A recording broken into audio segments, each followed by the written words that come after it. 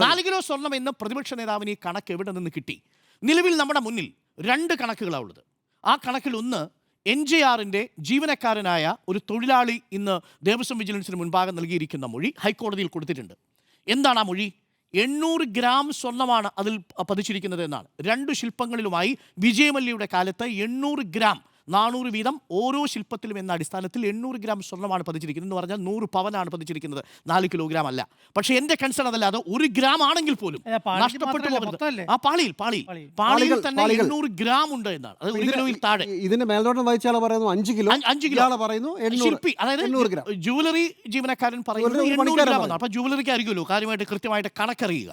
ഇനി വിജയമല്യയുടെ റിപ്പോർട്ട് പറയുന്നത് അദ്ദേഹത്തിന്റെ ഓർമ്മയിൽ നിന്ന് അദ്ദേഹം എടുത്തു പറയുന്നത് 2.5 കിലോഗ്രാം വീതം ഉണ്ടായിരുന്നു. പക്ഷേ അതിനുള്ള സാധ്യത കുറവാണ്. കാരണം 1900 ചെമ്പ് പൊതിയാൻ വേണ്ടിയാണ് 30 കിലോഗ്രാം സ്വർണം ഉപയോഗിക്കുന്നത്. അപ്പോൾ കേവലം 42 കിലോഗ്രാം സ്വർണ്ണമുള്ള ചെമ്പുപാളി പൊതിയാൻ 5 കിലോഗ്രാം സ്വർണം ഒരിക്കലും ഉപയോഗിക്കാൻ സാധ്യതയില്ല.